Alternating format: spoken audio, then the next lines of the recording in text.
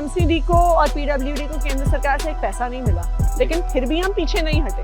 अरविंद केजरीवाल जी की जो image market में लोग बात करते हैं कि एरोगेंट और गुस्सेल व्यक्ति की बात करते हैं, कैसा रहा एक्सपीरियंस है आपको उनके साथ और एक्चुअल आदमी है कैसे? कि G20 खत्म होते ही अगले दिन से पूरी दिल्ली को कैसे सुंदर बनाना है उस पर हम काम करेंगे। केंद्र सरकार ने हमें 1 रुपया भी नहीं दिया, पैसा नहीं दिया, बिल्कुल भी नहीं, 1 चवन्नी भी नहीं दी। भारतीय जनता पार्टी की आदत है फेक न्यूज़ फैलाना। वो ये दिखा रही हैं कि प्रधानमंत्री नरेंद्र मोदी जी को इस इंडिया अलायंस से डर लग रहा है। उनको लग रहा है कि इंडिया के पीछे इकट्ठा हो रहा है। तो मेरे साथ मौजूद हैं दिल्ली सरकार की बहुत ही काबिल और बहुत सारे डिपार्टमेंट वाली मिनिस्टर आतिशी जी। तो उनसे जानेंगे क्या कुछ इस समय G20 को लेकर चल रहा है। तो मैम G20 बिल्कुल अब सामने है हमारे और दिल्ली चमक रहा है, तो क्या कुछ हो गया है और क्या होना बाकी है? देखिए, पिछले 4 साल से G20 की तैयारी चल रही है। दिल्ली में सभी एजेंसीज़ ने, सभी सरकारों ने बहुत मेहनत करी है, चाहे केंद्र सरकार हो, दिल्ली सरकार हो, एमसीडी हो। जैसे आपने देखा है कि केंद्र सरकार ने प्रगति मैदान में पूरा नया शानदार ITPO कॉम्प्लेक्स बनाया है। ITPO कॉम्प्लेक्स के चारों तरफ केंद्र सरकार द्वारा फंडेड और दिल्ली सरकार की PWD द्वारा एग्जीक्यूटेड एक बहुत ही शानदार टनल्स का सिस्टम बना है to ensure the safety and security of all the G20 delegates जो इस पूरे एरिया में आ सके। तो ये तैयारियां तो कई सालों से चल रही थी। आप देख सकते हैं ये जो स्ट्रेचेस हैं, जो मेन सेंट्रल दिल्ली के बहुत सारे स्ट्रेचेस को रीडिज़ाइन किया गया, इनकी स्ट्रीटस्केपिंग करी गई है। लेकिन पिछले 2-3 महीने से जैसे ऐसा होता है ना, जब अपने घर में कोई शादी होती है तो जब तक बारात घर के अंदर नहीं घुस जाती तब तक रंगोली में आखिरी फूल पड़ रहा होता है। तो उसी तरह से आखिरी लास्ट मिनट की तैयारियां चल रही हैं। आप देखिए यहाँ पे सफाई कर्मचारी सफाई कर रहे हैं, पूरी दिल्ली में सड़कें धुल रही हैं, पौधे लग रहे हैं। सो लास्ट मिनट तैयारियां अब हैं G20 के डेलीगेट्स को दिल्ली में स्वागत करने के लिए। तो इस समय जैसे अभी आपने तैयारियों की बात की, लेकिन अभी लगातार श्रेय लेने की बड़ी होड़ चल रही है। LG अपने दावे कर रहे हैं, आप बता रहे हैं कि ये दिल्ली सरकार ने किया हुआ है, तो क्या कहना है इस पर आपका? क्या कुछ आप बताना चाहेंगे? मुझे लगता है कि सब लोग ये जानते हैं कि दिल्ली में बहुत सारी एजेंसीज और सरकारें हैं। दिल्ली में केंद्र सरकार भी है, NDMC Delhi cantonment board directly केंद्र सरकार के अंडर आते हैं। दिल्ली में दिल्ली सरकार तो है ही, MCD भी है। तो इसलिए अगर कोई एक व्यक्ति कहे कि मैंने सब कुछ किया, मैंने सब कुछ किया, मैंने सब कुछ किया, वो थोड़ा उनका अहंकार झलकाता है। देखिए, सच्चाई तो ये है सबने मिलकर किया। मैंने खुद ही आपको कहा सबसे पहले कि केंद्र सरकार ने शानदार ITPO कॉम्प्लेक्स बनाया है। जो टनल्स का पूरा सिस्टम है ITPO के आसपास, इट्स एन इंजीनियरिंग मार्वल। और चलती हुई इतनी बिजी एरिया में वो टनल्स पूरे बने हैं। केंद्र सरकार ने उसकी फंडिंग करी, पर दिल्ली सरकार की PWD ने उसे बनाया।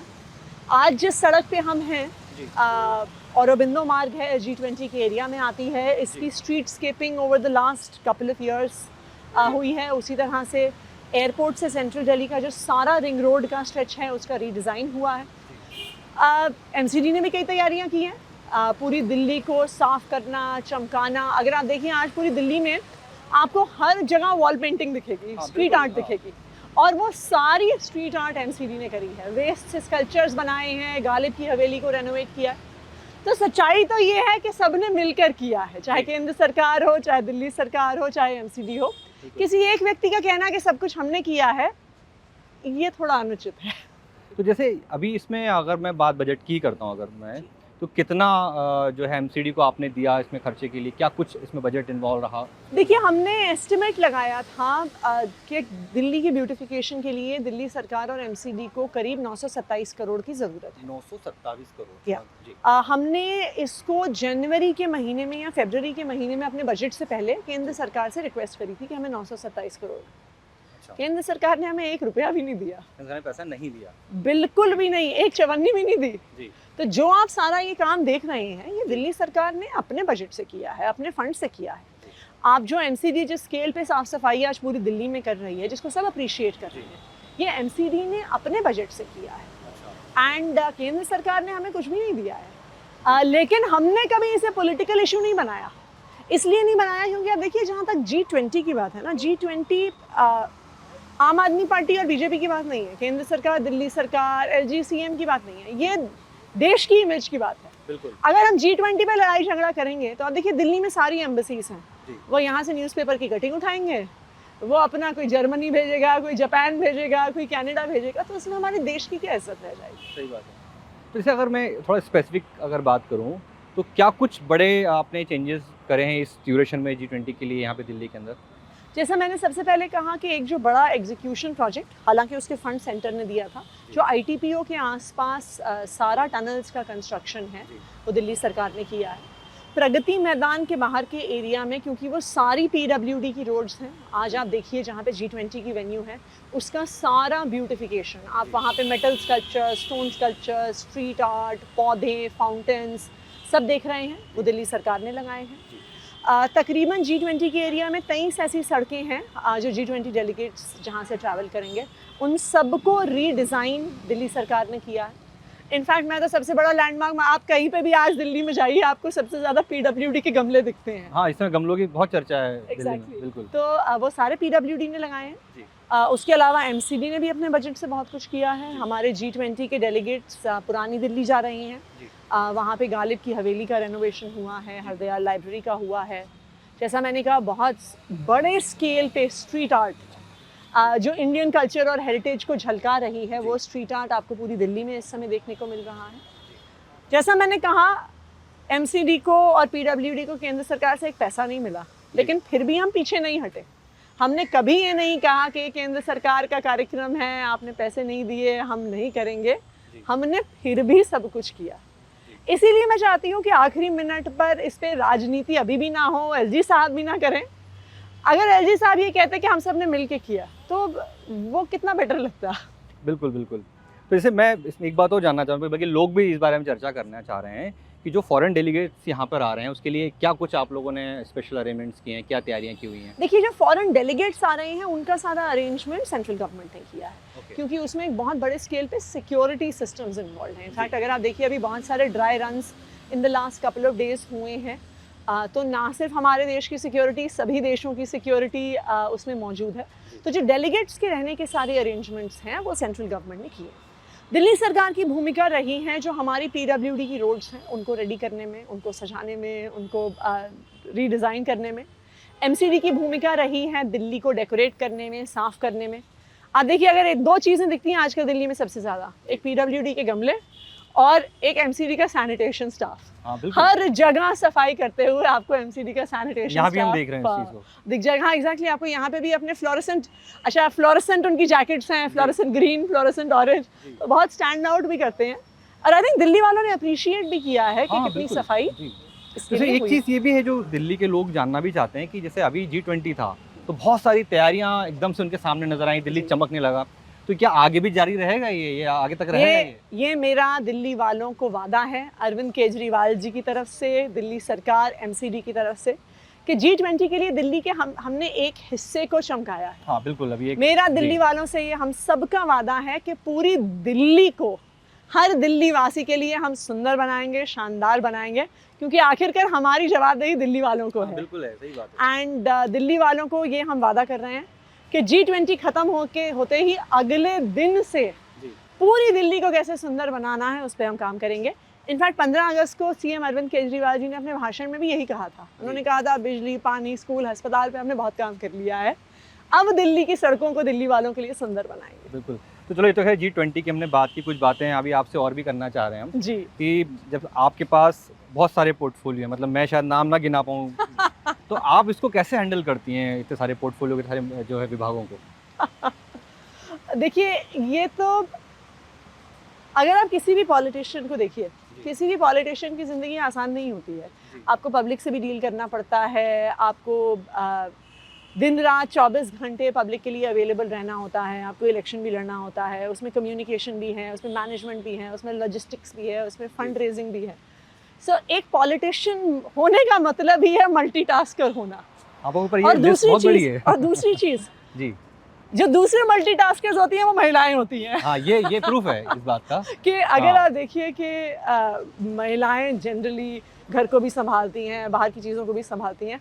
सो मल्टीटास्किंग जनरली महिलाओं का एक कैरेक्टरिस्टिक माना जाता है। अगर देखें तो फाइनेंस भी है और शिक्षा भी है। मतलब कि घर में भी जो महिलाएं होती हैं, वो पढ़ाती भी हैं बच्चों को और घर भी संभालती हैं। तो इसमें कभी आप फैमिली लाइफ को और प्रोफेशनल लाइफ को कैसे बैलेंस किया आपने पॉलिटिकल लाइफ को?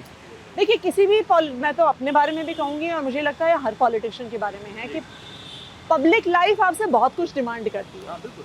पब्लिक लाइफ में परिवार तो कुछ हद तक परिवार को कम समय आप दे पाते हैं क्योंकि जैसे फॉर एग्जांपल अपनी ही कॉन्स्टिट्यूएंसी में जब मुझे लोगों से मिलना होता है तो उनकी जी। अवेलेबिलिटी के डे सैटरडे और संडे ही होते हाँ हैं। बिल्कुल बिल्कुल। तो सैटरडे और संडे जब बाकी सबकी छुट्टी होती है हम लोगों के लिए सबसे लॉन्गेस्ट वर्किंग डेज होते हैं। एग्जैक्टली। सो ऑब्वियसली जब परिवार को बाहर जाना है कहीं पे घूमने जाना है तो हम कम समय दे पाते।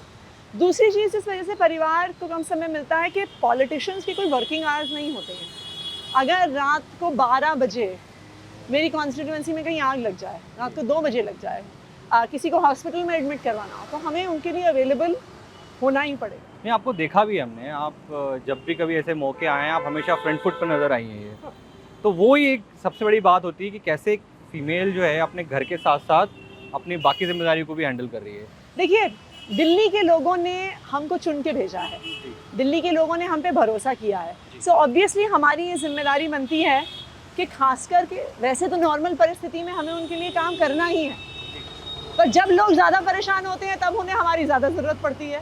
तो जैसे कोविड का समय हो, फ्लड का समय हो या कुछ भी हो, तब एज अ पब्लिक रिप्रेजेंटेटिव हमारी ये जिम्मेदारी बनती है कि हम उनको और भी। हाँ बिल्कुल सही बात है। अच्छा एक चीज़ और मैम, ये तो चलो आपने अपनी बात की, अरविंद केजरीवाल जी की जो इमेज मार्केट में लोग बात करते हैं कि एरोगेंट और गुस्सेल व्यक्ति की बात करते हैं, आप उनके साथ काम कर रही हैं, लंबे समय से काम कर रही हैं, तो कैसा एक्सपीरियंस है आपका उनके साथ और एक्चुअल वो आदमी है कैसे? नहीं, दो चीज़ें हैं अरविंद केजरीवाल जी के बारे में। मैंने उनके जैसा शार्प व्यक्ति शायद ही कहीं देखा। मैं तो दुनिया के बेस्ट इंस्टीट्यूशंस में पढ़ी हूँ, बड़ी बड़ी कंपनीज़ में, बड़ी बड़ी ऑर्गेनाइजेशंस में मैंने काम किया है। मैंने उनके जैसा शार्प माइंड आज तक नहीं देखा। जहाँ पे लोग सोचना ख़त्म करते हैं वहाँ से वो सोचना शुरू करते हैं। That is number 1। नंबर 2 जो उनका सबसे स्ट्रॉन्ग कैरेक्टरिस्टिक ये है कि he feels the pain of common people. कि कई बार जो बात है कि उनको गुस्सा आता है। उनको गुस्सा कब आता है? जब उनके सामने ऐसे लोग आते हैं, अगर कुछ बच्चे आते हैं जिनको स्कूल में प्रॉब्लम आ रही है, कुछ कोई ऐसा व्यक्ति आ गया जिसका इलाज नहीं हो पा रहा, कोई ऐसा व्यक्ति आ गया जिसकी सैलरी टाइम पे नहीं मिल पा रही है। So he really feels the pain of ordinary people. एक गरीब व्यक्ति की, एक परेशान व्यक्ति का जो दर्द है वो उनके दिल को कचोटता है। And I think that really is his biggest motivator, जिससे वो खुद भी काम करते हैं। हाँ। वो हमें भी पुश करते हैं। तो इसीलिए वो सब चीज़ें उनके डेली के बोलने में या एक्शन में नज़र आती है। बिल्कुल बिल्कुल बिल्कुल। और अभी भी लगातार, मतलब सीएम होने के बावजूद, पार्टी के मेन पॉलिटिकल लीडर होने के बावजूद, he is very accessible to the public. Regularly public dealing करते हैं, बहुत सारे लोग उनसे मिलने के लिए आते हैं, अपनी अपनी समस्याएं लेके आते हैं।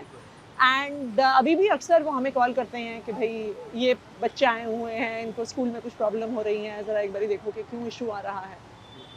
इसी अभी भी जो आपका अपोजिशन का जो गठबंधन है, इंडिया ये उसमें वो फ्रंट फुट पे दिखाई दे रहे हैं। तो एक सवाल भी था कि अभी इंडिया को भारत करने की चर्चाएं बहुत तेज़ी से हैं। तो मतलब 2 सवाल हैं मेरे। एक तो ये है, इस पर आप क्या सोचती हैं, और दूसरा है जो वन नेशन वन इलेक्शन की लगातार बात हो रही है। इन दोनों पे as a individual, as a minister आप क्या सोचती हैं, और एज अ गठबंधन के पार्ट के तौर पे आप क्या सोचती हैं? देखिए मुझे ऐसा लगता है कि ये जो सारे ही संकेत हैं वो ये दिखा रहे हैं कि प्रधानमंत्री नरेंद्र मोदी जी को इस इंडिया अलायंस से डर लग रहा है। उनको लग रहा है कि इंडिया के पीछे इकट्ठा हो रहा है। और 10 साल में देखिए रियलिटी ये है कि जब 2014 में बीजेपी जीत के आई थी तो देश ने बहुत उम्मीद से उनको वोट दी थी। उनको लग रहा था कि चाहे महंगाई हो, चाहे बेरोजगारी हो, चाहे महिला सुरक्षा हो, इन सब मुद्दों पे ये सरकार काम करेगी। आज महंगाई बढ़ गई है, बेरोजगारी बढ़ गई है, महिलाएं असुरक्षित हो गई हैं। तो ये तो सवाल आज देश के सामने उठ ही रहा है कि आपको 1 मौका दे दिया, आपको 2 मौके दे दिए, पर कुछ तो आप बदलाव करके दिखाइए।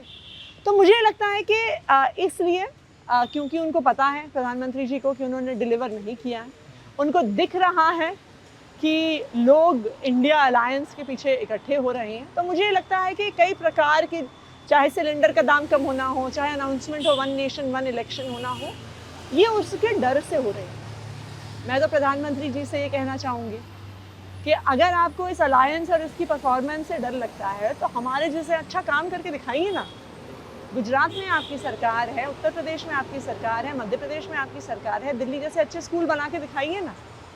आपकी इतने राज्यों में सरकार है, आप वहाँ पे अच्छा हेल्थ केयर सिस्टम दे के दिखाइए, आप नौकरियाँ दे के दिखाइए, आप महिलाओं को सुरक्षा दे के दिखाइए। देश ने इसलिए तो आपको चुन के भेजा है।